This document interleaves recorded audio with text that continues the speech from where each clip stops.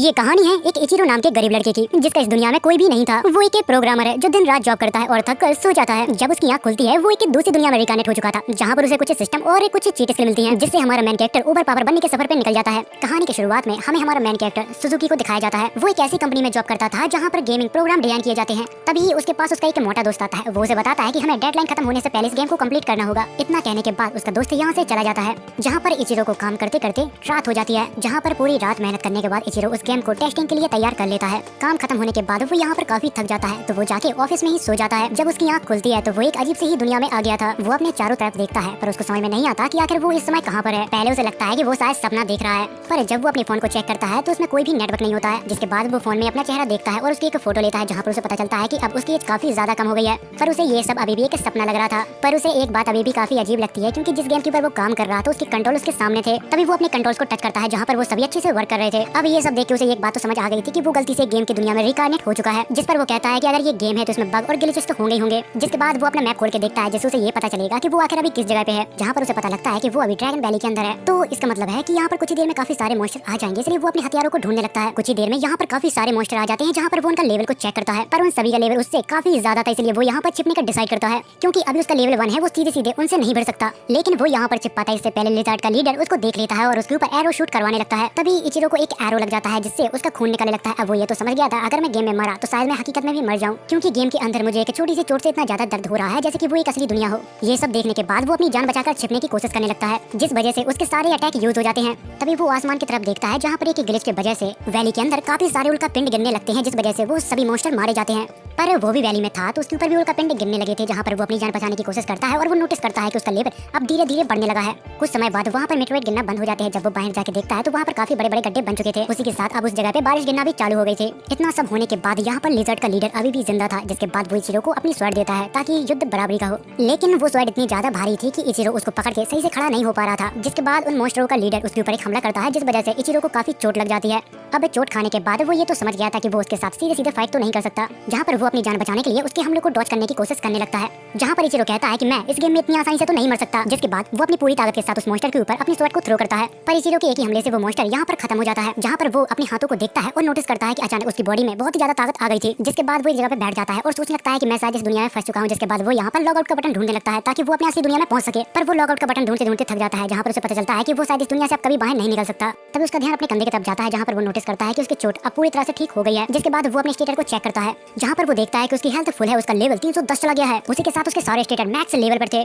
तभी वो अपनी मेटेओर वाली स्किल को देखता है जो फिलहाल में ऑफ थी। फिर वो उसे ऑन करता है। वो उसे सिर्फ एक बार ट्राई करके देखना चाहता था, क्योंकि आज उसने ही उसकी जान बचाई थी। वो यहाँ पर एक लोकेशन को लॉक करके वहाँ पर मेटेओर की बारिश करवा देता है, पर वो मेटेओर काफी ज्यादा बड़े थे। जब वो जमीन को टच करते हैं तो यहाँ पर काफी बड़े बड़े ब्लास्ट होने लगते हैं। जिसके बाद शाम हो जाती है, जहाँ पर हमें इचिरो को बैठे हुए दिखाया जाता है, जहाँ पर वो सोच रहा था कि ये मैजिक सच में बहुत ही ज्यादा ताकतवर है। अगर मैं इस मैजिक को हर वक्त इस्तेमाल करूँ तो मैं इस गेम का सबसे बड़ा विलन बन जाऊंगा। जिसके बाद वो उस स्किल को ऑफ कर देता है ताकि वो इस गेम का हीरो बनने के चक्कर में कहीं इस गेम का विलन न बन जाए। अब वो यहाँ पर ऐसी जगह पे था जहाँ पर बहुत ज्यादा गर्मी होती है, तो उसको यहाँ पर काफी प्यास लगने लगी थी। तभी वो अपनी इन्वेंटरी में चेक करता है कि उसके पास पानी है या नहीं। पर जब वो अपनी इन्वेंटरी को देखता है तो यहाँ पर शॉक हो जाता है, क्योंकि उसके पास एक से एक बेहतरीन आइटम थे। जिस पर वो सोचता है कि मैंने शायद उस लिजर्ड को मारा है, जिस पर मुझे इतने आइटम की लूट मिली है। जिसके बाद वो अपनी काम की चीज यानी कि वाटर पाउच को बाहर निकालता है और पानी पीने लगता है, जहाँ पर वो हमें बताता है कि इस बोतल के अंदर अनलिमिटेड पानी है। तभी उसे अपने पास्ट के बारे में याद आता है, जहाँ पर वो सोचता है कि मैं अपनी दुनिया में इतना ज्यादा बेकारी था कि मुझे 24-24 घंटे काम करना पड़ता था। पर यहाँ ऐसा नहीं है, मैं यहाँ पर अंबानी को भी खरीद सकता हूँ। जिसके बाद वो अपने स्किल पॉइंट को चेक करता है, वो भी काफी ज्यादा थे। जिसके बाद वो यहाँ पर कैंप फायर जला के यहीं पर आराम करने लगता है, क्योंकि अगले दिन शहर या विलेज के लिए उसको चलना था, इसलिए आराम तो बनता ही है। जिसके बाद अगले दिन जब वो मैप को देखता है तो उसे पता चलता है कि उसके काफी नजदीक एक टाउन है, जिसे देखकर वो कहता है कि ये जगह तो सच में बहुत ही ज्यादा खूबसूरत है। मुझे तो याद नहीं आ रहा कि मैंने आखिरी बार इतनी खूबसूरत जगह कब देखी थी। जिसके बाद वो दौड़कर वॉरियर टाउन पहुंच जाता है। वो जब अपने मैप खोल के देखता है तो वहाँ पर 100 से भी ज्यादा वॉरियर्स थे। तभी वो एक ड्रैगन को नोटिस करता है, तो उसे देखने के लिए वो भी हवा में चला जाता है। पर वो शायद भूल गया था कि वो एक परिंदा नहीं है। जिसके बाद वो सीधा ऊपर से जाके नीचे गिरता है, पर फिर भी उसको यहाँ पर बिल्कुल चोट नहीं लगती। तभी वो ड्रैगन के ऊपर एक पत्थर फेंक कर मारता है, जिस वजह से ड्रैगन के विंग्स में छेद हो जाता है। ये देख के वो ड्रैगन भी यहाँ से भाग जाता है। जिसके बाद यहाँ पे इचिरो कहता है, लगता है कि मैं इस दुनिया में ओवर पावर हो गया हूँ। तभी इचिरो अपना मैप खोल के देखता है, जहाँ पर उसे पता लगता है कि वो ड्रैगन वॉरियर्स की तरफ जा रहा है।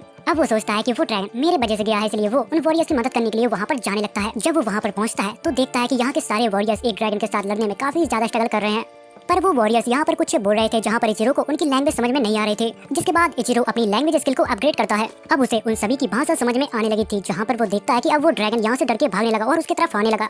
तभी उन वॉरियर्स का लीडर एक लड़की से कहता है, हमें इस ड्रैगन को यहाँ से भागने नहीं देना है, हम इसको यहीं खत्म कर देंगे। तभी वो लड़की उस ड्रैगन के ऊपर एक बहुत ही खतरनाक अटैक करती है, जिस वजह से वो भी यहाँ पर हवा में उड़ जाती है। तभी उसके दोस्त उसे बचाने की कोशिश करते हैं और वो लोग यहाँ पर नाकाम हो जाते हैं। तभी इचिरो बहुत ही तेजी से जाकर उसकी जान बचा लेता है।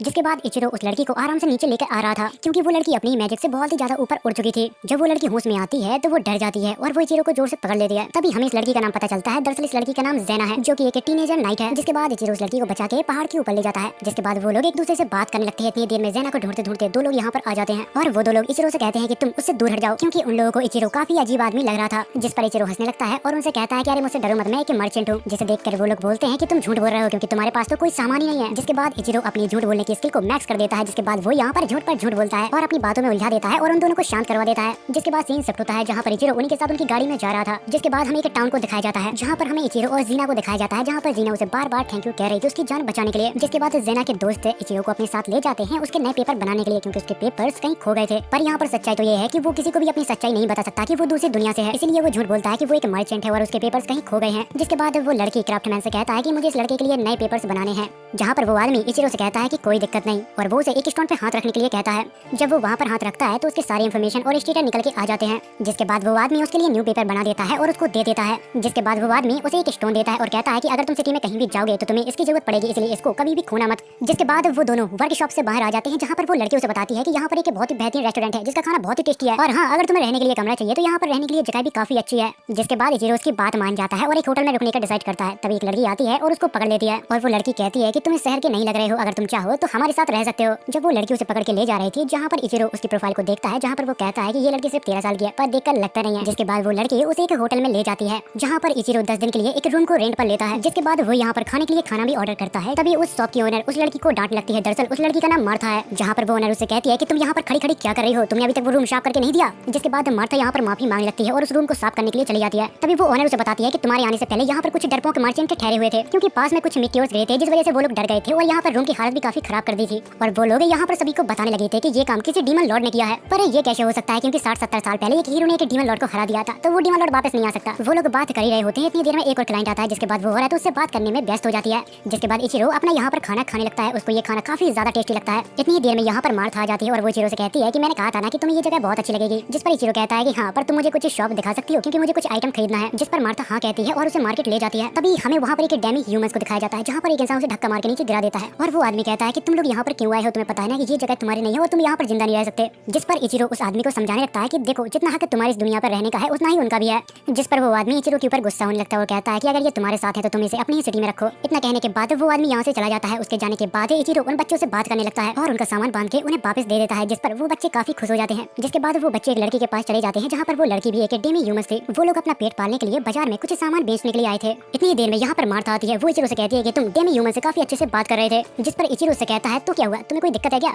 जिस पर मार्था उसे बताती है कि कुछ समय पहले यहाँ पर काफी सारे फार्मर आए थे ताकि वो अपनी फसलों को बेचकर एक अच्छी से जिंदगी स्टार्ट कर सके, पर डेमी ह्यूमंस ने उन बेचारों को मार डाला और उनको लूट लिया। जिसके बाद बात करते करते वो लोग यहाँ पर एक शॉप पर पहुंचते हैं, जहाँ पर काफी अनोखे मास्क मिल रहे थे। तभी इचिरो वहाँ से एक मास्क और एक विग को खरीद लेता है ताकि वो काम आने पर अपनी असलियत सभी से छुपा सके। जिसके बाद वो दोनों वापस होटल लौट आते हैं, जहाँ पर इचिरो मार्था से कहता है कि खाने में जो भी टेस्टी हो सब कुछ ले आओ। जिसके बाद मार्था उसके लिए काफी सारी खाने की चीजें ले आती है। यहाँ का खाना बहुत टेस्टी था, तो इचिरो यहाँ पर सब कुछ खा जाता है। जिसके बाद सीन शिफ्ट होता है, जहाँ पर इचिरो हमें बताता है कि आज उसने कुछ ज्यादा ही खा लिया, जिस वजह से उसका आज पेट दर्द दे रहा है। फिर वो अपने कुछ दिन पहले के हादसों के बारे में सोचता है और कहता है कि मुझे नहीं लगता कि ये ड्रीम है, ये तो मुझे एक नई दुनिया जैसी लग रही है। अगर वो यहाँ पर मरा तो वो शायद हकीकत में भी मर सकता है। तभी वो अचानक अपने रूम से बाहर निकल के यहाँ पर भागने लगता है और दूर जाके इस टाउन को ध्यान से देखता है, पर फिर भी उसे कुछ भी समझ में नहीं आ रहा था। जहाँ पर वो कहता है अगर मैं इस जगह से बाहर नहीं निकल सकता तो मुझे यहाँ पर रहने में कोई दिक्कत नहीं है। ये दुनिया मेरी दुनिया से तो बहुत अच्छी है, क्योंकि मेरी दुनिया में ऐसा कोई नहीं था जो मेरा इंतजार करे या फिर मेरी चिंता करे, पर यहाँ पर मैं आजाद हूँ, मैं जो चाहूँ वो कर सकता हूँ। जिसके बाद हमें अगले दिन का सीन दिखाया जाता है, जहाँ पर मार्था इचिरो को सुबह से जगाती है और कहती है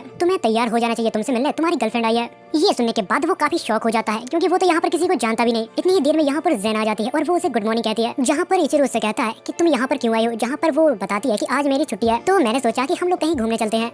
जिसकी बात इचिरो मान जाता है और उसके साथ घूमने के लिए चला जाता है। जेना उसका खाने का शौक देखकर उसे अलग अलग शॉप पर ले जाती है, जहाँ पर वो दोनों काफी एंजॉय करते हैं। तभी इचिरो ज़ेना से पूछता है कि आखिर तुम अपने विंड मैजिक को इतनी अच्छी तरह से इस्तेमाल कैसे कर लेती हो, जिस पर ज़ेना उसे बताती है कि विंड मैजिक इतना भी आसान नहीं है, मैंने उसकी बचपन से प्रैक्टिस की है। जिसके बाद वो दोनों घूमते घूमते मिलिट्री वॉल पर पहुंच जाते हैं। यहाँ पर कोई आम इंसान तो नहीं आ सकता, लेकिन ज़ेना यहाँ पर मिलिट्री में है तो उसको किसी ने रोका नहीं। जिस पर इचिरो कहता है कि मुझे ऐसी जगह बहुत पसंद है जहाँ से मैं सभी नजारों को एक साथ देख सकूं। तभी ज़ेना कहती है कि इसे देखने के बाद हम मिलिट्री टावर की तरफ चलेंगे, उसी के साथ मैं तुम्हें चर्च भी दिखाना चाहती हूँ। जिसके बाद वो दोनों चर्च पहुंचते हैं, जहाँ पर ज़ेना उसे डीमन लॉर्ड और हीरो की फाइट के बारे में बताती है। उसी के साथ वो उसी की पेंटिंग भी दिखाती है, जहाँ पर एक हीरो डीमन लॉर्ड के साथ फाइट कर रहा था। उसी के साथ वो ये भी बताती है कि इस स्वैर्ड का नाम है होली स्वैर्ड, अगर कोई हीरो से चलाता है तो वो ऑटोमेटिक ब्लू कलर की हो जाती है। तभी इचिरो उससे पूछता है कि अगर कोई इंसान जो हीरो ना हो, अगर वो उस स्वैर्ड को चलाएगा तो क्या होगा। जिस पर ज़ेना उससे कहती है कि शायद वो इंसान उस स्वैर्ड को अपनी पूरी ताकत के साथ इस्तेमाल ना कर पाए। वो लोग बात कर ही रहे होते हैं, इतनी देर में उस चर्च की वहाँ पर प्रेस्टिस आ जाती है और वो उन दोनों को बताते हैं कि हर कोई होली स्वैर्ड को नहीं चला सकता, सिर्फ वही चला सकता है जिसको स्वयं गॉड ने चुना हो। जिसके बाद वो दोनों चर्च के बाहर आ जाते हैं, अपने घर पे जाने की तैयारी करने लगते हैं। तभी इचिरो अपने हीरो टाइटल को इन्वेंटरी में ढूंढने लगता है, क्योंकि उसके पास बहुत सारे टाइटल हैं, जिसमें से काफी सारे टाइटल तो गॉड कलर नाम से थे। जिसे देखकर वो कहता है कि ये कैसे हो सकता है, मैं तो अभी तक किसी भी गॉड को नहीं मारा। जब वो इन्वेंटरी में चेक करता है तो उसको पता लगता है जब उसने मिक्योर की बारिश करवाई तो वहीं पर एक गॉड दब के मर गया था। जिस पर वो सोचता है कि अब मैं ये काम दोबारा नहीं करूंगा जिससे गॉड मारे जाए और लोग मुझे इंसानियत का दुश्मन समझने लगे। जिसके बाद वो लोग कार्ट में बैठकर मिलिट्री टावर की तरफ जाने लगते हैं। तभी ज़ेना उसे एक छोटे से टावर को दिखाती है और कहती है कि आज से 2 साल पहले एक छोटे ड्रैगन ने उसे तोड़ दिया था, पर उसे टावर का नुकसान ज्यादा नहीं हुआ क्योंकि वो एक छोटा ड्रैगन था। लेकिन आज से 40 साल पहले यहाँ पर एक बहुत ही बड़ा ड्रैगन आया था, जिसने बाहर की बॉल को पूरा तोड़ के रख दिया था और उसकी वजह से यहाँ पर काफी तबाही भी मची थी। तभी हमें यहाँ पर कुछ लोगों की भीड़ दिखाई जाती है, जहाँ पर एक आदमी उन सभी को यहाँ पर बहकाने की कोशिश कर रहा था। वो आदमी सबसे कहता है कि भले ये लोग डीमन ना हो, पर ये लोग कोई डीमन से कम भी नहीं है। वो यहाँ पर लोगों के बीच अपनी पत्थर की शेल ज्यादा करना चाहता था और सभी से कहता है कि मेरे पत्थर खरीदो और इन सभी को मारो। वो लोग ऐसा करने ही वाले थे, इतनी देर में वहाँ पर ज़ेना आ जाती है और वो उन सभी को रोकती है, लेकिन वो लोग उसको ही उल्टा सीधा कहने लगते हैं। ये सब होते हुए इचिरो भी दूर से देख रहा था, पर वो वहाँ पर जाने से पहले उन सभी की अच्छे से चेकिंग करता है, जहाँ पर उसे पता चलता है कि कुछ बदमाश उन बेचारे डेमी ह्यूमंस को फंसाना चाहता है। तभी वो लोग उन डेमी ह्यूमंस के ऊपर पत्थर फेंकने लगते हैं, जहाँ पर ज़ेना अपने मैजिक से उन लोगों को बचा रहे थे। दूसरी तरफ इचिरो लोगों के बीच में कुछ बदमाशों को देखता है, वो उन्हें हटाने की कोशिश करता है क्योंकि वही लोग ये दंगा भड़का रहे थे। जिसके बाद इचिरो उनके लीडर को पकड़ के लोगों को हवाले कर देता है और उन सभी को समझाने की कोशिश करता है कि ये आदमी आप सभी को भड़काने की कोशिश कर रहा था, ताकि सभी लोगों को बेवकूफ बना के वो यहाँ पर अच्छे पैसे छाप सके। ये बातें वो लोगों को बता ही रहा था। इतनी देर में उस लीडर के अंदर एक डीमन जागने लगता है। तभी इचिरो उन बच्चों से कहता है कि तुम यहाँ पर सुरक्षित नहीं हो, तुम चाहो तो मेरे साथ चल सकते हो। जिस पर डेमी ह्यूमंस कहते हैं कि हम आपके साथ नहीं चल सकते क्योंकि हमारे मास्टर ने यहाँ से जाने के लिए मना किया है। यहाँ पर उन लोगों की बात हो पाती है, इतनी देर में वो डीमन यहाँ पर एक्टिवेट हो जाता है और यहाँ पर एक स्पेल कास्ट कर देता है, जिस वजह से सभी लोग यहाँ पर एक ही जगह पे फ्रीज हो जाते हैं और अचानक एक जगह पे टेलीपोर्ट हो जाते हैं। थोड़े समय बाद इचिरो को यहाँ पर होश आता है, उसको समझ नहीं आ रहा था कि आखिर वो किस जगह पे है और इतनी देर में यहाँ पर एक डीमन की आवाज सुनाई देती है। वो कहता है कि अब तुम सभी लोग यहाँ पर मारे जाओगे, जहाँ पर इचिरो पहले अपने मन को शांत करता है और यहाँ से निकलने की तरकीब बनाने लगता है। जिसके बाद वो यहाँ पर डेमी ह्यूमन से बात करने की कोशिश करता है और उन्हें अपना नाम बताता है। जिसके बाद वो लोग अपना नाम बताते हैं, पर उनका नाम यहाँ पर काफी अजीब साउंड कर रहा था। जिसके बाद इचिरो उनको एक नया नाम देता है। जिसके बाद वो उन लोगों को खाना देता है, पानी देता है और काफी सारे आइटम देता है। उन लोगों को इतना खुश देखकर उसे अपने रिलेटिव के बारे में याद आने लगता है, क्योंकि उसके रिलेटिव काफी अच्छे थे, उसकी हमेशा मदद करते थे। जिसके बाद वो यहाँ पर मैप को खोल लेता है और यहाँ से बाहर निकलने का रास्ता ढूंढने लगता है। और हाँ, उन तीनों का नाम उसने लीजा, पोची, तामा रखा था। उसने यहाँ से निकलने की पूरी प्लानिंग कर ली थी। जिसके बाद वो लीजे को यहाँ पर एक स्वैर्ड देता है। जिसके बाद वो लोग यहाँ से जाने लगते हैं। उसी के साथ वो सबको बताता है कि अगर तुम्हारे सामने कोई मॉन्स्टर आ जाए तो तुम्हें क्या करना है। वो लोग कुछ ही दूर पहुँच पाते हैं, इतनी देर में उनका सामना एक मॉन्स्टर से होता है। तभी लीजे उसे बताती है कि वो मॉन्स्टर भी किसी को खा रहा है, तो हमारे पास मौका है और हम उस मॉन्स्टर को खत्म कर सकते हैं। जिस पर इचिरो सोचने लगता है कि ये मुझसे बहुत ही ज्यादा कमजोर है, लेकिन इसको पता है कि कब लोहा गर्म है कब हथौड़ा मारना है। तभी इचिरो अपने मैजिक गन को बाहर निकालता है और उसके लेवल को मैक्स करता है और एक झटके में उस मॉन्स्टर को खत्म कर देता है। जिसके बाद वो उस मॉन्स्टर के बॉडी पार्ट से वो एक खंजर बनाता है और तमा को दे देता है ताकि वो अपनी रक्षा कर सके। उसी के साथ वो उस मॉन्स्टर का कॉर भी निकाल लेते हैं। जिसके बाद वो लोग यहाँ से फिर से आगे की तरफ बढ़ जाते हैं।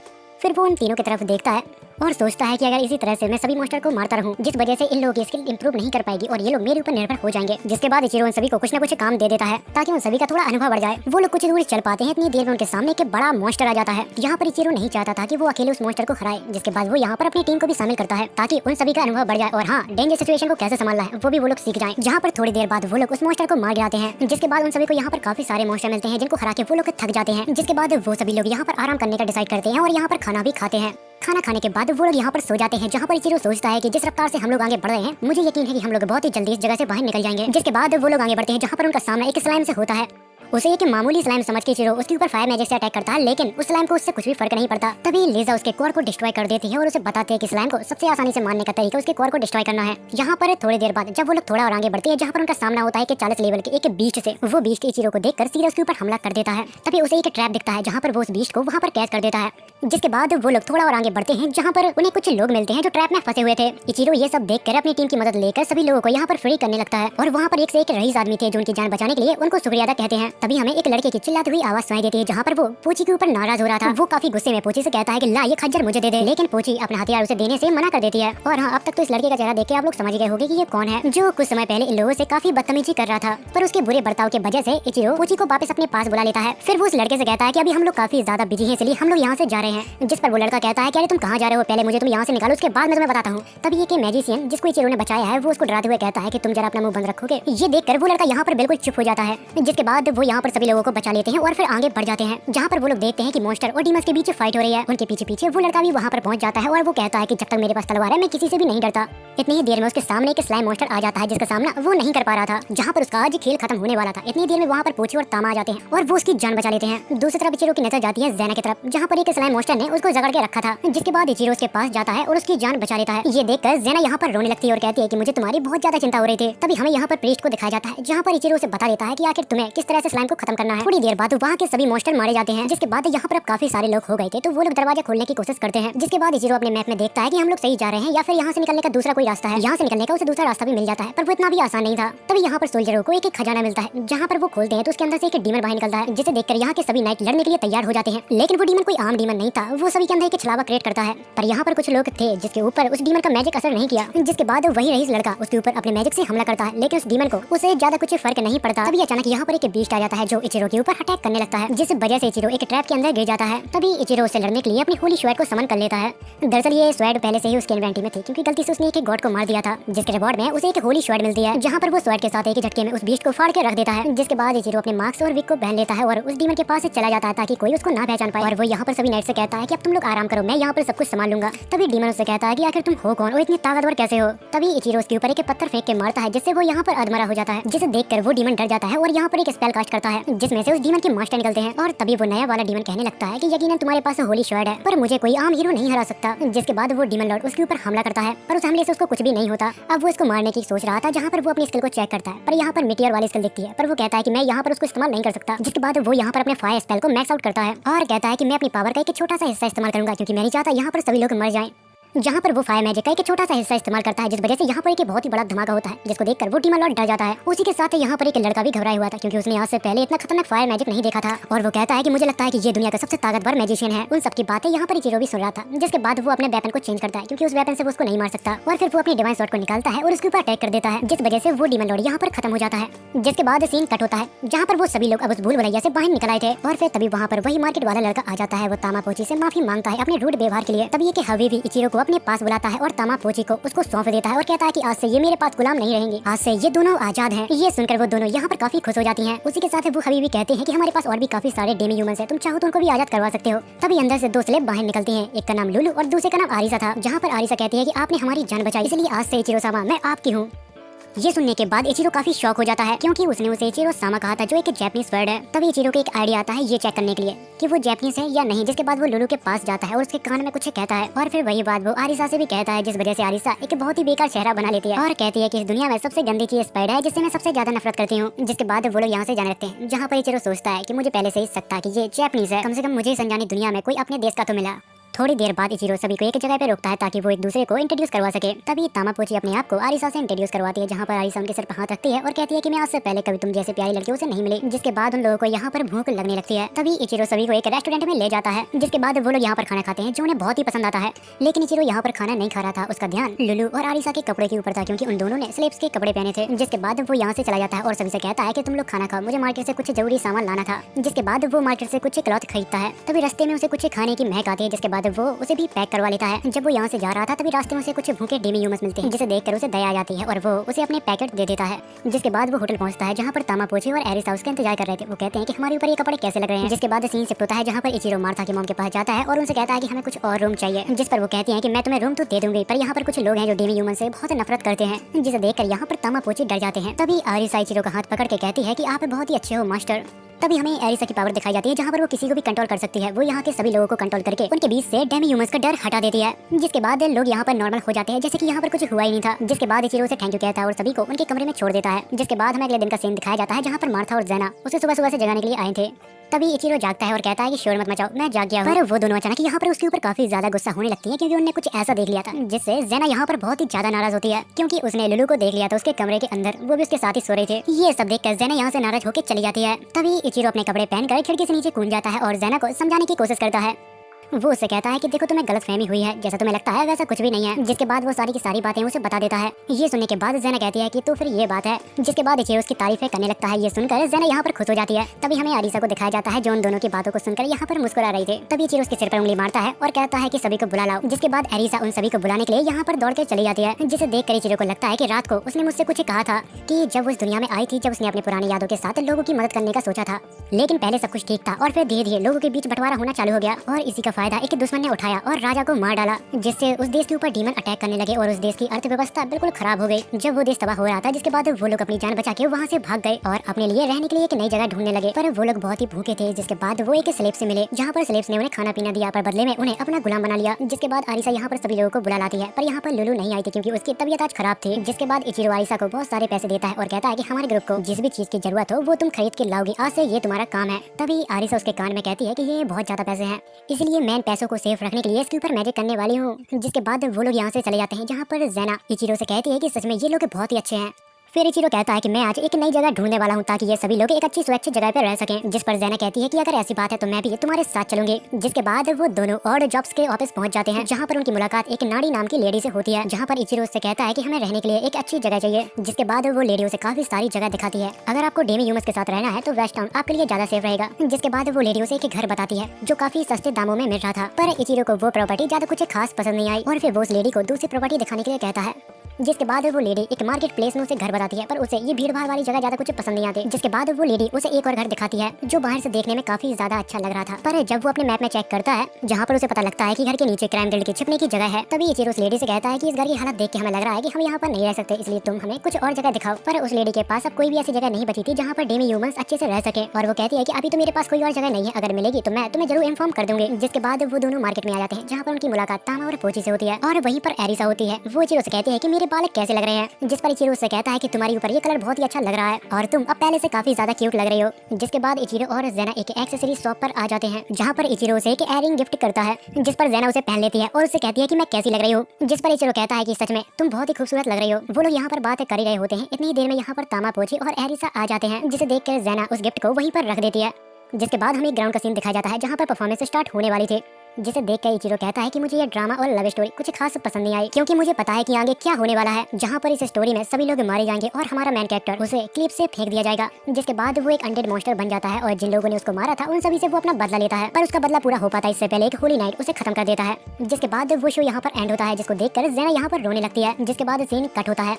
तभी इचिरो और ज़ेना कहीं पर जा रहे थे, तभी उनकी मुलाकात ज़ेना के दोस्तों से होती है, जिनकी हालत काफी खराब होती है। जिस पर वो लोग बताते हैं कि हम काफी सारे एंट से लड़े थे, जिस वजह से हमारी हालत ये हो गई है। तभी यहाँ पर तामा पोची आती है, वो उसके पास एक मरी हुई आंट लेकर आई थी, जिसे देख कर इचिरो यहाँ पर सतर्क हो जाता है। वो जब अपने मैप में चेक करता है तो उसके आसपास काफी सारे दुश्मन हो जाते हैं, इसलिए वो सभी से कहता है कि तैयार हो जाओ। इतनी ही देर में उस टाउन की वार्निंग बेल बजने लगती है और फिर थोड़ी देर बाद सिटी के अंदर काफी सारी एंट आने लगती है, जिसे देख के इचिरो कहता है कि ये है काफी सारी, पर इनका लेवल काफी ज्यादा कम है। उसी के साथ कुछ एंट तो अचानक टाउन के अंदर आते ही नीचे गिरने लगती है, जिस पर एरिसा कहती है लगता है ये मेरे बैरियर मैजिक का कमाल है। तभी इचिरो यहाँ पर सभी को लड़ने के लिए तैयार करता है। जिसके बाद वो सभी लोग मिलकर यहाँ पर एंट्स को मारने लगते हैं। तभी इचिरो यहाँ पर एक घर का दरवाजा देखता है जो टूटा हुआ था, जिसे देखकर वो समझ जाता है कि यहाँ पर एंट्स ने हमला किया था। जिसके बाद वो घर के अंदर चला जाता है और सभी एंट को खत्म कर देता है, पर इस वजह से यहाँ पर एंट का पॉइजन फैल गया था और ये घर किसी और का नहीं, वही नाड़ी का है जो कुछ समय पहले उसे घर दिखा रही थी। तभी एक लड़की नाड़ी को वहाँ से बाहर निकाल लेती है। दरअसल वो उसकी मैनेजर है और उसका लेवल 20 है। जिसके बाद इचिरो घर से बाहर निकलता है और देखता है कि सभी लोगों ने मिलकर उन सभी एंट को मार दिया। जिसके बाद हमें मोटेल का सीन दिखाया जाता है, जहाँ पर उन सभी ने आज बहुत अच्छा काम किया था, इसलिए इचिरो ने उन सभी को अपनी तरफ से पार्टी दी थी। तभी वो नोटिस करता है कि लुलू की अभी भी काफी तबीयत खराब है। खाना खाने के बाद इचिरो उसके लिए दवा लेने के लिए निकल जाता है। तभी एक पंख उड़ते हुए उसके पास आता है, जहाँ पर वो देख के काफी हैरान था कि इतना अजीब किस चीज का पंख है। उसी के साथ उसे अंधेरे में कुछ शैडो दिखाई देती है जो किसी को चोट पहुंचा रही थी। जहाँ पर बिना वक्त को जाया करे इचिरो उस मॉन्स्टर के ऊपर अटैक करता है, बदले में वो शैडोज भी उसके ऊपर अटैक करती हैं, पर वो कुछ ही देर में उन सभी शैडो मॉन्स्टर को हरा देता है। जिसके बाद वो उसके पास जाता है, जिसे वो शैडो परेशान कर रही थी। वो उससे कहता है कि तुम ठीक हो ना? जिस पर वो रेड कहता है कि तुम सच सच बताओ कि तुम हो कौन? जिस पर वो कहता है कि ये तुम क्या कह रहे हो, मैंने तो तुम्हें बचाया है। जिस पर वो कहता है कि मैं शायद जिंदा ना बच पाऊं, पर तुम प्लीज प्रिंसेस को बचा लो। जिसके बाद सीन कट होता है।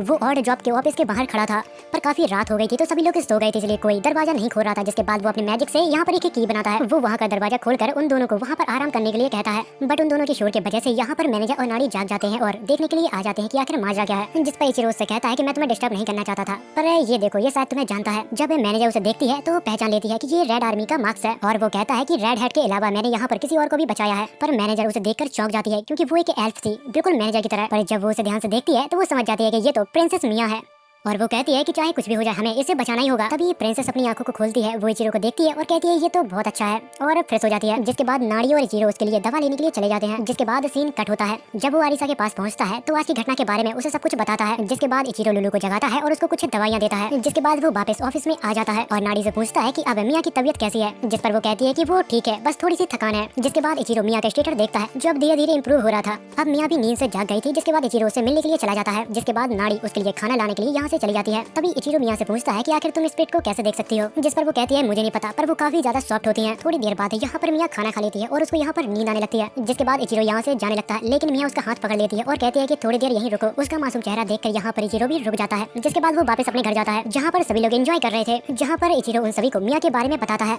जहाँ पर वो सभी लोग कहने लगते हैं कि मुझे भी उससे मिलना है। जिस पर इचिरो उनसे कहता है कि हाँ तुम उससे मिल सकती हो, पर ध्यान रखना वो एक प्रिंसेस है। जिसके बाद वो सभी लोग मिया के पास पहुंच जाते हैं और उससे बात करने की कोशिश करते हैं, पर मिया ज्यादा नहीं बोलती तो उन सभी को वो अपना नाम बताती है और शांत हो जाती है। जिसके बाद आलिसा कहने लगती है कि अरे ये तो काफी सुंदर है। जिसके बाद वो लोग यहाँ पर बातचीत करने लगते हैं। जिसके बाद सीन कट होता है और हमें इचिरो और नाड़ी को दिखाया जाता है, जहाँ पर नाड़ी उसे कहती है कि तुम एक मर्चेंट हो, फिर भी तुम्हारे पास एक कार्ड क्यों नहीं है। जिस पर वो कहता है कि कुछ समय पहले पत्थरों की बारिश हो गई थी, जिस वजह से मेरी कार्ड वहाँ पर बर्बाद हो गई थी। जिस पर नाड़ी कहती है कि कोई बात नहीं, पर मैं एक मर्चेंट को जानती हूँ जो रिटायर्ड होने वाला है, तो उसकी गाड़ी तुम्हारे काम आ सकती है। अगर तुम चाहो तो उसकी कार्ड खरीद सकते हो। जिसके बाद वो अपनी इन्वेंटरी को खोलता है और कुछ गोल्ड कॉइन एक बैग में भर के उसे दे देता है। जिसके बाद हमें कुछ समय बाद का सीन दिखाया जाता है जहाँ पर इचिरो की कार्ड आ गई थी। तभी नाड़ी वहाँ पर आती है, वो उसे कुछ पेपर देके उसे उस कार्ड का ऑफिशियल ऑनर बना देती है। जिसके बाद इचिरो नाड़ी से पूछता है कि आखिर मिया का घर है कहाँ पर, जहाँ पर वो बताती है कि तुम्हें साउथ की तरफ जाना है और वहाँ पर तुम्हें एक एल्फ विलेज मिलेगा, वही है उसका घर। और फिर इचिरो लुलू से कहता है कि मुझे देखो कार्ड चलानी नहीं आती, तो फिर तुम्हें चलाना होगा, मैं कुछ ही टाइम में तुम्हें देखकर सीख जाऊंगा। जिसके बाद वो कुछ दूर तक जाती है जहाँ पर मौसम खराब होने लगता है, जिसे देख कर इचिरो कहता है कि अब मुझे चलाने दो, क्योंकि इचिरो ने अपनी ड्राइविंग स्किल को मास्टर कर लिया था। उसी के साथ उसको काफी सारे टाइटल मिलते हैं। तभी अचानक उसे महसूस होता है कि कोई उसके ऊपर नजर रखे हैं। जिसके बाद इचिरो विलेज पहुंचता है जहाँ पर वो देखता है कि मिया उसका काफी टाइम से इंतजार कर रहे थे। उसी के साथ मिया उससे ये भी कहती है कि अब मेरी तबीयत बहुत ही अच्छी है, मैंने अपने आप को एक मैजिक पोशन से ठीक कर लिया। तभी वो इचिरो से कहती है कि मुझे तामा पोची ने बताया कि हनी बंस काफी ज्यादा अच्छे लगते हैं, इसलिए मुझे भी वही खाना है। तभी उसे फिर से महसूस होता है कि कोई उसे देख रहा है। जिसके बाद वो अपने आसपास देखने लगता है। तभी उसको एक उल्लू दिखता है, जिसे देख के वो समझ जाता है कि ये मेरा पीछा कर रहा है। जिसके बाद वो मैनेजर से मिलने के लिए वहाँ पर चला जाता है। तभी इचिरो उस रेड कमांडर से पूछता है कि आखिर मिया के साथ क्या हुआ था, जहाँ पर वो रेड बताता है कि मिया को कुछ लोगों ने किडनैप किया। जिसके बाद उन्होंने एक अंधेरी जगह पे उसे बंद कर दिया था, पर पता नहीं कैसे वो वहाँ से बाहर निकल आई। फिर उसने कहानी अपनी रेड मार्क्स को बताई और फिर हम सभी ने उसकी मदद की। तभी उन लोगों को नीचे से कुछ लोगों की चिल्लाने की आवाज आने लगती है, जिस वजह से मैनेजर वहाँ पर देखने के लिए जाने लगती है। लेकिन इचिरो जब अपने मैप में देखता है तो वहाँ पर कोई भी नहीं होता। जिसके बाद इचिरो बच्चों के पास जाता है क्योंकि बाहर का मौसम खराब था। जिसके बाद वो यहाँ पर बच्चों को कहानियां सुनाने लगता है। तभी वहाँ पर मिया आती है, वो सभी को एक कहानी सुनाने वाले थे, जहाँ पर कहानी थंडर स्ट्राइक और ड्रैगन के बारे में थी। तभी इचिरो तामा को देखता है जो किसी चीज को देखकर डर रही थी और उसके मुंह से कुछ भी आवाज नहीं निकल रही थी। जब वो भी उस तरफ देखता है तो उसे वही आउल दिखता है और फिर तभी अचानक वो आउल एक विजार्ड के अंदर ट्रांसफॉर्म हो जाता है। पर इचिरो को अभी भी समझ में नहीं आ रहा था, वो बड़े ध्यान से उसको देख रहा था।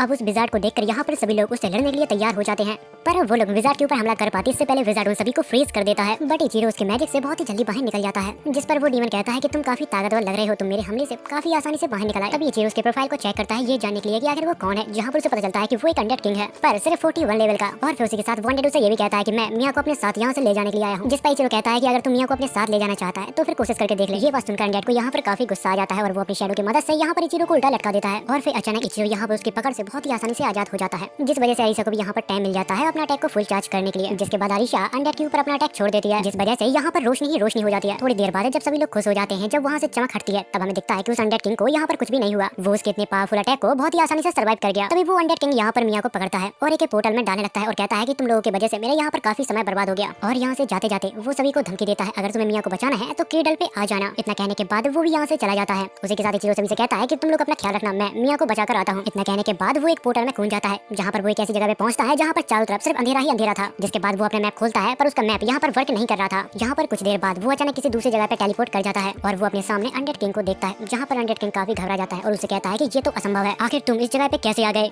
जिस पर इचिरो कहता है कि मेरे पास एक एम्बलेट है जिस वजह से तुम्हारा मैजिक मेरे ऊपर काम नहीं करेगा। तभी इचिरो उसके ऊपर हमला करने के लिए आगे बढ़ता है पर यहाँ पर वो अनडेड किंग उसको वापस से क्रेडल के स्टार्ट में भेज देता है। वो कहता है कि कोई भी यहाँ पर इतनी जल्दी नहीं आ सकता, शायद इसने चीटिंग की है, इस वजह से उसने क्रेडल के स्टार्ट में उसे भेज दिया था। जब वो वापस स्टार्टिंग में पहुंचता है जहाँ पर वो सोचता है कि मुझे चाहे कुछ भी हो जाए मुझे मिया को बचाना ही होगा, और वो हमें ये भी बताता है कि ये काफी मुश्किल होने वाला है क्योंकि यहाँ पर 200 से ज्यादा फ्लोर्स हैं। जिसके बाद इचिरो क्रेडल के अंदर चला जाता है जहाँ पर उसका सामना बहुत सारे मॉन्स्टरों से होता है। वो उनसे लड़ता है और आगे बढ़ता रहता है। चलते चलते वो एक ड्राइड के पास पहुंच जाता है जहाँ पर वो ड्राइड उससे एमपी मांगने लगती है क्योंकि वो उसके साथ फाइट नहीं कर सकती। उसके पास सिर्फ टेलीपोर्ट की पावर है, जहाँ पर इचिरो ने उसे काफी सारा मैजिक दे दिया था। जहाँ पर वो उससे पूछती है कि आखिर तुम्हें कहाँ पर जाना है, जिस पर इचिरो कहता है कि मुझे टॉप फ्लोर पे जाना है जहाँ पर बॉस है। जिस पर वो ड्राइड कहती है कि मैं वहाँ पर तुम्हें नहीं पहुँचा सकती, मेरी पावर की लिमिट सिर्फ 100 ही फ्लोर तक सीमित है, अगर तुम्हें उससे ऊपर भी जाना है तो तुम्हें फिर से मुझे ढूंढना होगा और माना को देना पड़ेगा। जिसके बाद वो लड़की इचिरो को 100 फ्लोर पर टेलीपोर्ट कर देती है। जब वो वहाँ पर पहुँचता है तो शॉक हो जाता है क्योंकि वो एक गार्डियन का फ्लोर था और वहाँ पर काफी ज्यादा गार्डियंस भी थे। उसी के साथ उन सभी की रक्षा करने के लिए एक बड़ा सा आयरन गोलेम था। तभी वो गार्डियंस लड़कियाँ वो उससे कहती है कि तुम यहाँ पर पहुँच गए हो तो इसका मतलब तुम काफी ताकतवर हो, पर यहाँ पर उसका सबसे बड़ा खतरा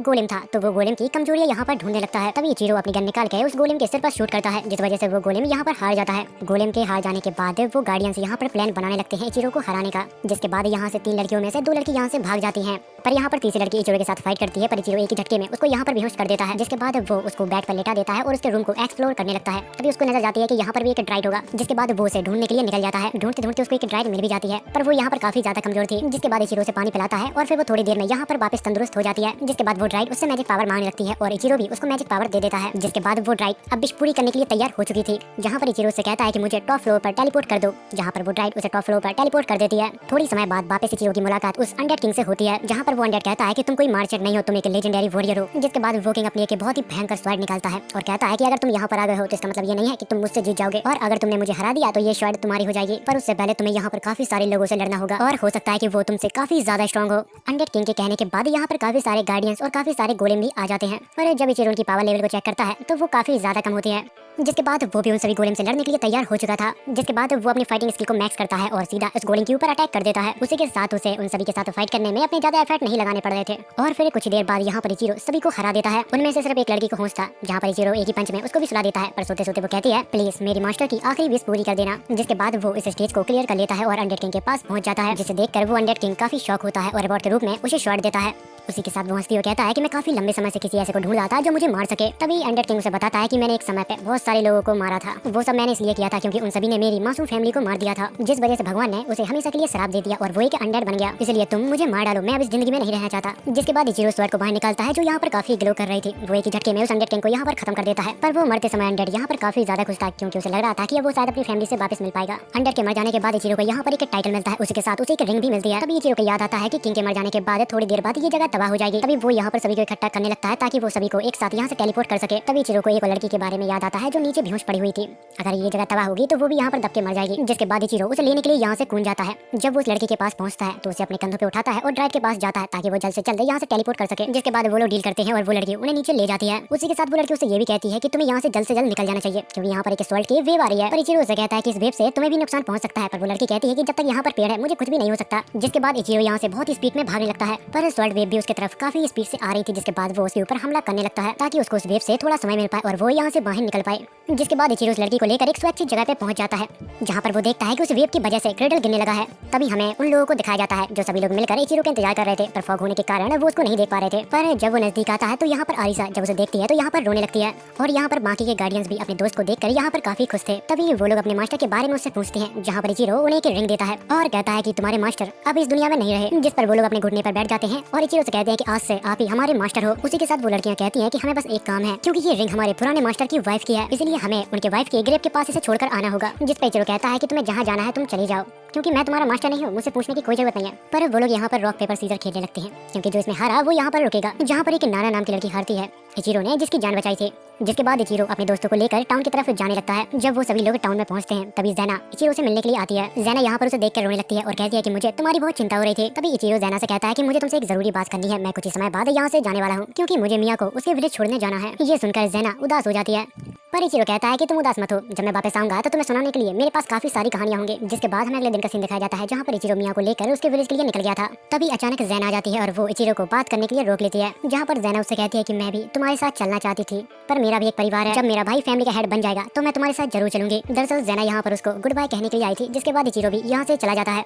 सफर पे चलते चलते उन सभी को भूख लगाई थी जहाँ पर वो एक जगह पे ब्रेक लेते हैं और खाना खाते हैं। पर यहाँ पर सभी का पेट भर जाता है पर दूसरी तरफ लीजा सभी के लिए पैनकेक बना रही थी। तभी इचिरो उसके पास आता है और कहता है कि सभी का पेट भर गया फिर भी तुम पैनकेक क्यों बना रही हो। जिस पर वो कहती है कि मुझे लगता है कि आगे चल के हमें फिर से भूख लगेगी, इसलिए मैंने सोचा कि मैं पहले से ही सब कुछ बना लूं। जिस पर इचिरो कहता है कि तुम कह तो ठीक रही हो पर हमारे पास इसे रखने के लिए जगह नहीं है। और तभी यहाँ पर आदिशा आती है। वो उन सभी को एक आइटम बॉक्स के बारे में बताती है। वो कहती है कि तुम लोग चाहो तो इसमें खाना रख सकते हो। तभी इचिरो अपने इन्वेंटरी में आइटम बॉक्स को देखता है और उसके आइटम बॉक्स को देखकर कहता है कि ये तो बिल्कुल ही डिफरेंट है क्योंकि उसने अभी तक अपना स्टोरेज अच्छे से एक्सप्लोर नहीं किया, उसे नहीं पता कि वो क्या क्या कर सकता है। तभी जाने से पहले इचिरो अपने घोड़े का प्रोफाइल को चेक करता है जहाँ पर उसे पता लगता है कि घोड़े को अभी कुछ आराम की और जरूरत है। तभी उसको कुछ अजीब सी जगह दिखती है जहाँ पर वो तामापोची से कहता है कि ये जगह कौन सी है और वो उनसे कहता है कि अगर तुम दोनों चाहो तो ये जगह थोड़ी देर के लिए घूम सकती हो। जैसे सुनकर वो दोनों यहाँ पर बहुत खुश हो जाते हैं। तभी उन दोनों के पीछे एरिसा भी चली जाती है और तभी इचिरो कहता है कि तुम लोग वहाँ पर खूब मजे करना, जब जाने का वक्त होगा मैं तुम्हें बुला लूंगा। तभी इचिरो एक जगह पे बैठ जाता है। इतनी देर में वहाँ पर एरिसा आती है और वो इचिरो से कहती है कि तुम जल्दी मेरे साथ चलो। जिसके बाद एरिसा उसे एक अजीब जगह पे ले जाती है जिसे देख के इचिरो कहता है कि ये काफी अजीब है, मैंने ऐसी जगह कहीं ना कहीं तो देखी है। तभी इचिरो अपने एक फ्लैशबैक में चला जाता है जहाँ पर उसके सामने एक छोटी लड़की होती है और वो उसे जिंदगी के बारे में बता रही थी कि आखिर जिंदगी कितनी छोटी होती है और गॉड की जिंदगी कितनी ज्यादा होती है। तभी उसके पीछे से इचिरो आता है और वो उससे कहता है क्या रिकार्नेट रियल होता है या फिर ये सब मनगढ़ंत कहानियां हैं। तभी एरिसा उसे जगाने की कोशिश करती है क्योंकि इचिरो अपने ख्यालों में कहीं खो गया था। इचिरो यहाँ पर अपने होश में तो आ जाता है लेकिन फिर भी वो उसी लड़की के बारे में सोचता है कि आखिर वो कौन थी क्योंकि वो उस लड़की से आज से पहले कभी भी नहीं मिला था। जिसके बाद इचिरो अपने पूरे होश में आ जाता है और अपनी पावर से इस जगह को जानने की कोशिश करता है जहाँ पर उसे पता लगता है कि ये जगह एक ट्रैवल गेट है। ये बिल्कुल वैसा है जैसे कि हम गेम में चीट करके कुछ लेवल स्किप कर देते हैं। तभी एरिसा उससे कहती है क्या तुम इसको ठीक कर सकते हो। जिस पर इचिरो कहता है कि नहीं मैं इसको ठीक नहीं कर सकता। इतना कह के वो यहाँ से चला जाता है। जिसके बाद इचिरो मैजिक सीखने की कोशिश करने लगता है। उसी के साथ वो कुछ नए मैजिक बनाने की भी सोचता है लेकिन उसको कुछ भी हाथ नहीं आता। तभी उसकी नजर मैप पर जाती है और वो देखता है कि उसके आसपास कोई ऐसा है जिसको वो बहुत अच्छे से जानता है। जहाँ पर थोड़ी देर बाद उसे समझ में आ जाता है कि ये सभी तो रैटमैन है। जिसके बाद इचिरो रैटमैन से मिलने के लिए जाता है जहाँ पर सभी रैटमैन उसको शुक्रिया अदा करते हैं प्रिंसेस की जान बचाने के लिए। जिसके बाद वो रैटमैन कहते हैं कि हमें एक जरूरी काम है इसलिए हमें यहाँ से जाना होगा। जिस पर इचिरो कहता है कि कोई बात नहीं हम लोग कल मिलते हैं। जिसके बाद हमें रात का सीन दिखाया जाता है जहाँ पर इचिरो एक जगह पे बैठा था। तभी वो अपनी इन्वेंटरी को चेक करता है जहाँ पर वो सोचता है कि मेरी इन्वेंटरी ज्यादा बेस्ट है या फिर आरिसा का आइटम बॉक्स। जिसके बाद वो बहुत सारी चीजों को निकालता और रखता है और अपने इनबॉक्स को चेक करने लगता है जहाँ पर वो अपने आइटम बॉक्स के अंदर एक जलते हुए कागज को डालता है और थोड़ी देर बाद निकालता है जहाँ पर उसकी आग अब बुझ जाती है। जिसे देखकर वो समझ जाता है कि मेरी इन्वेंटरी आरिसा के आइटम बॉक्स से बहुत अच्छी है। जिसके बाद हमें अगले दिन का सीन दिखाया जाता है जहाँ पर वो सभी लोग फिर से अपने सफर पे निकल जाते हैं जहाँ पर उनकी मुलाकात फिर से उन रैटमैन से होती है। जिसके बाद वो सभी लोग मिलकर रैटमैन के ग्रेव पर आते हैं। वो रैटमैन जिसने अपनी जान कुर्बान कर दी मिया की जान बचाने के लिए। जिसके बाद मिया उसके ग्रेव के पास जाती है और उसको शुक्रिया अदा कहती है। उसी के साथ मिया यहाँ पर प्रे भी करती है ताकि उसकी आत्मा को शांति मिले। तब उसकी प्रेयर की वजह से यहाँ पर वो ट्री ग्लो करने लगता है। जिसके बाद वो लोग आगे बढ़ जाते हैं जहाँ पर वो देखते हैं कि एक इंसान एक औरत को परेशान कर रहा है। तभी इचिरो उसका चेहरा देखता है जहाँ पर लीसे उससे कहती है कि इससे तुम्हें संभल कर रहना होगा क्योंकि ये बुरा आदमी है। क्योंकि मैं इससे एक बार सिटी में मिली थी जहाँ पर ये मेरे पैसे टैक्स के नाम पर छीनने की कोशिश कर रहा था। जहाँ पर थोड़ी देर बाद वो आदमी यहाँ से चला जाता है। जिसके बाद इचिरो उन लोगों के पास जाता है और उनको एक मैजिक पोशन देता है क्योंकि उन सभी की हालत काफी खराब थी और वो जल्दी से जल्दी रिकवर हो जाएं। जिसके बाद वो दोनों उसे शुक्रिया अदा कहते हैं और यहाँ से चले जाते हैं। जिसके बाद हमें यहाँ पर उन सभी को दिखाया जाता है वो सभी यहाँ पर आराम करने के लिए रुके थे। तभी यहाँ पर सभी लोग एंजॉय कर रहे थे पर यहाँ पर आरिसा और इचिरो मैजिक पोशन बनाने की कोशिश कर रहे थे। थोड़ी समय बाद इचिरो यहाँ पर एक बहुत ही अच्छी पोशन बनाता है जिससे इंसान की हेल्थ बहुत ही जल्दी रिकवर हो जाए। जिसके बाद वो एक वाइल उठाता है ताकि वो उस पोशन को उसमें स्टोर कर सके। तभी वो उसके नीचे देखता है तो वहाँ पर एक मैजिक सर्कल बना होता है। तभी वो नोटिस करता है कि उसका आइटम अब खत्म होने वाला है। जिसके बाद वो अपने आसपास की सिटी को ढूंढने लगता है। तभी मैप में उसे एक नौकी नाम की सिटी मिलती है। कुछ समय बाद वो लोग नौकी सिटी पहुंच जाते हैं। तभी वो लीसे के साथ एक शॉप पर जाता है जहाँ पर उसकी मुलाकात एक इंसान से होती है जो बहुत ही तेजी से वहाँ से भाग रहा था। जिसके बाद वो लोग शॉप के अंदर जाते हैं जहाँ पर उनकी मुलाकात एक लेडी से होती है और वो उससे पूछती है कि तुम्हें क्या क्या चाहिए। जिसके बाद इचिरो अपने सभी आइटम का नाम बता देता है कि उसको क्या क्या चाहिए। जिस पर वो लेडी कहती है कि मुझे माफ करना मैं तुम्हें ये सभी सामान दे देती पर तुमसे पहले जो इंसान आया था वो सभी आइटम को लेकर चला गया। जिसके बाद इचिरो शॉप से बाहर निकलता है और लीसे से कहता है कि तुम यहाँ से अभी जा सकती हो, मैं थोड़ी देर में आता हूँ। जिसके बाद हमें रात का सीन दिखाया जाता है जहाँ पर इचिरो अपनी जेब से कुछ निकालता है जो कुछ मैजिक स्क्रॉल थे जो उसने उस शॉप से बाय किए थे। जिसके बाद वो यहाँ पर जल्दी जल्दी मैजिक सीखने लगता है। जिसके बाद वो यहाँ पर घूमने लगता है ताकि अपने मैप को अच्छे से अनब्लॉक कर सके। तभी वो चलते चलते एक बाउंड्री को क्रॉस कर लेता है और तभी उसको मैप में पता चलता है कि कुछ लोग उसका पीछा कर रहे हैं। तभी अचानक वो सभी लोग लोग इचिरो के ऊपर हमला करने लगते हैं। वो उसके हमले से बचता है और उनसे बात करने की कोशिश करता है, लेकिन वो लोग नहीं सुनते और उसके ऊपर लगातार हमले करते रहते हैं। तभी इचिरो को उन सभी लोगों के साथ एक लड़की दिखाई देती है, जहाँ पर इचिरो उनसे कहता है कि देखो मेरे ऊपर हमला मत करो, मुझे तुम लोगों से नहीं लड़ना। लेकिन वो लड़की इचिरो की बात नहीं सुनती और उसके ऊपर लगातार हमले करती रहती है और वो कहती है कि मेरा मैजिक तुम्हारे ऊपर असर क्यों नहीं कर रहा। जहाँ पर उस लड़की को लगने लगता है कि वो अब उससे हार जाएगी, जिसके बाद वो अपने मास्टर को यहाँ पर बुलाती है। वो एक विच होती है। वो इचिरो से बहुत ही रिस्पेक्ट से बात करती है और अपना नाम बताती है। वो सब उसने इसलिए किया था क्योंकि इचिरो के पास एक बहुत ही काम की चीज है। जिसके बाद विच इचिरो को एक जगह पे ले जाती है और वहाँ पर उससे कहती है कि मुझे माफ करना, हम लोगों ने आपको बिना ही जाने आपके ऊपर हमला करना चालू कर दिया। जिस पर इचिरो से कहता है कि अरे ऐसी कोई भी बात नहीं है, मैं तो बस यहाँ पर घूमने के लिए आया था। फिर उन दोनों की बात हो जाती है, जहाँ पर वो विच अपने स्टूडेंट से कहती है क्या तुमने वो पोशन बना लिया। तभी इचिरो उस विच से पूछता है कि आखिर आप इतने सारा पोशन का क्या करोगे। जिस पर वो विच कहती है कि हम इसे सीसी में भर के बेचते हैं। जिसके बाद विच के साथ इचिरो वहाँ से बाहर निकलता है और विच उसके लिए रास्ता बना देती है ताकि वो उस जंगल से आसानी से बाहर निकल पाए। जिसके बाद सीन कट होता है, जहाँ पर इचिरो एक जगह पे बैठकर कॉफी पी रहा था, जहाँ पर उसकी नजर दो लोगों के ऊपर जाती है जहाँ पर वो आपस में झगड़ रहे थे। तभी यहाँ पर एक आदमी आ जाता है जिसका इचिरो काफी टाइम से वेट कर रहा था। जहाँ पर इचिरो काम के बारे में उससे पूछता है, जहाँ पर वो कहता है कि ये काम इतना भी आसान नहीं है, अगर तुम्हें वॉइस बनाना सीखना है तो तुम मेरे यहाँ पर सीख सकते हो। जिसके बाद फिर से इचिरो उन दोनों को देखने लगता है। वो जितना भी उनको देखता है उसको वो लोग उतने ही अजीब लगते हैं। तभी कुछ देर में यहाँ पर मिया, नाना और एरिसा आ जाते हैं। जिसके बाद वो इचिरो को अपने साथ ले जाते हैं। तभी वो मैप में नोटिस करता है जहाँ पर कुछ लोग उनका पीछा कर रहे थे, पर वो कुछ देर में समझ जाता है कि वो सभी लोग विच के स्टूडेंट हैं। जिसके बाद सीन कट होता है, जहाँ पर हमें इना यानी कि उस विच के स्टूडेंट को दिखाया जाता है, जहाँ पर कुछ लोग उसका पीछा कर रहे थे।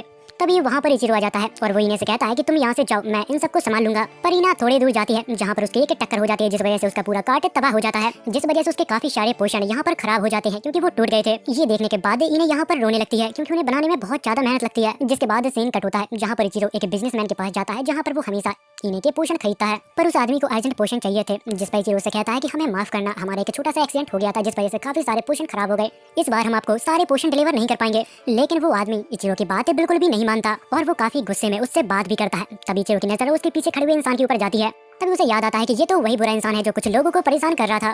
तभी वो आदमी कहता है कि हमारे बीच एक समझौता हुआ था, अगर तुम लोग उसको डिलीवर नहीं कर पाओगे तो हम ये समझौता कैंसिल करते हैं। अगर तुम लोग शाम होने से पहले 300 पोषण लेके आओगे तो ये डील कहीं नहीं जाएगी और हमारा ट्रस्ट तुम्हारी पर और बढ़ेगा। अगर तुम लोग ऐसा नहीं कर पाए तो हमें ये डील तोड़नी होगी। पर थोड़ी देर बाद यहाँ पर इचिरो को सब कुछ साफ साफ समझ में आ जाता है। उसे याद आता है कि कैफे के अंदर ये दोनों ही थे जो आपस में झगड़ रहे थे और किसी डील को कैंसिल करने की कह रहे थे। इसका मतलब ये सब इन्हीं का प्लान था। जिसके बाद इचिरो अपनी स्किल को और भी ज्यादा इंप्रूव करता है और उन सभी से थोड़ी समय की डिमांड करता है ताकि वो सभी पोषण को कंप्लीट करके इन्हें दे पाए। वो आदमी उसकी बातें बड़ी ही ध्यान से सुन रहा था और सोचता है कि ये लड़का सारे पोषण को एक दिन में कंप्लीट नहीं कर पाएगा। जिसके बाद वो आदमी एक नई डील का उसको एक सर्टिफिकेट दे देता है। जिसके बाद सीन कट होता है, जहाँ पर इन्हें इचिरो से पूछ रही थी कि आखिर हम शाम तक इस डील को कंप्लीट कैसे करेंगे। अगर हम लोग खूब मेहनत करें तो पोषण तो बन जाएगा, पर उनको स्टोर करने के लिए हमें सीसी यानी कि वो वाइस चाहिए, जो कि हमारे पास एक भी नहीं है। जिस पर इचिरो कहता है कि अरे तुम टेंशन मत लो, मेरे पास एक तरीका है। जिसके बाद इचिरो उस इंसान के पास जाता है जो उसे कल मिला था, पर वो आदमी उसे मना कर देता है और कहता है कि इतनी सारी बोतल बनाने में काफी टाइम लगता है, ये नामुमकिन है एक दिन में। और वो आदमी उसकी मदद करने से मना कर देता है। जिस पर इचिरो कहता है कि आपको नहीं मदद करनी है तो मत कीजिए, पर हमें आपका स्टोर एक दिन के लिए चाहिए ताकि हम वाइन्स बना पाएं। पर यहाँ पर वो आदमी बहुत ही अच्छी दिल का निकलता है, जहाँ पर वो कहता है कि अगर तुम्हें मेरी जरूरत या फिर मेरे स्टोर की जरूरत हो तो मैं तुम्हारी जरूर मदद करूंगा। ये सुनकर इचिरो बहुत खुश होता है और उसे थैंक यू कहता है। जब वो लोग स्टोर के अंदर आ जाते हैं, जहाँ पर वो लोग वाइस बनाने की कोशिश करते हैं, लेकिन उनसे वो सही से नहीं बन पा रहे थे क्योंकि फर्स्ट टाइम था ना यार। और तभी हमें इचिरो को दिखाया जाता है जिसने कुछ ही समय में यहाँ पर काफी सारे वाइस बना दिए थे, लेकिन उनको सूखने में काफी टाइम लगता है। जहाँ पर मिया अपने मैजिक पावर से उन्हें सुखा रही थी ताकि काम जल्दी से जल्दी हो जाए। जहाँ पर शाम तक उनका सभी काम खत्म हो जाता है और वो सब अब फ्री हो चुके थे।